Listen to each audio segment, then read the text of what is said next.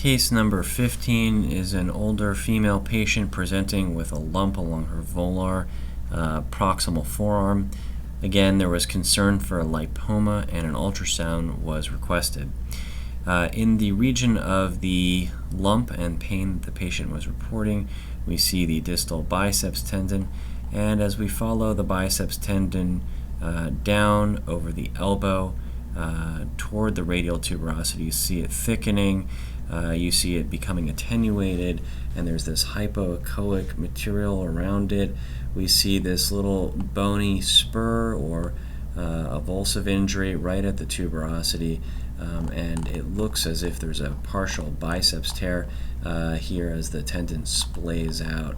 You can see it really open up and fan out as it approaches the tuberosity. A pronator window technique was utilized to assess the biceps tendon. You can see the tendon and long axis coming down toward the tuberosity with that piece of bone that's either a chronic avulsive injury or a bone spur.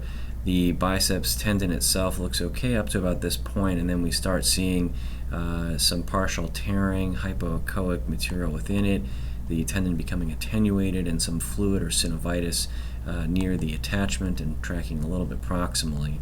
So the patient is pronating and supinating and letting us see that there's not a full thickness tear. We can still see the tendon all the way down there, but it is partially torn and really degenerated. Power Doppler shows a little bit of increased flow at the distal biceps tendon insertion.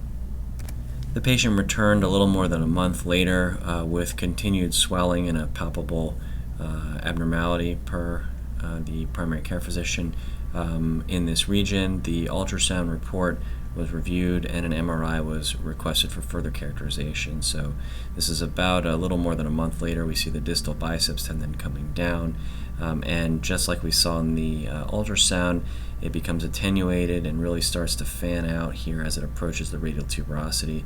Now there's worsening synovitis and bursitis in this region, and really a high-grade partial tear of that biceps tendon coming all the way down, and there's that little piece of bone that we saw pulled up here. So in this case, the initially clinically suspected lump turned out to be related to deep palpation of the partially torn biceps tendon and bursitis.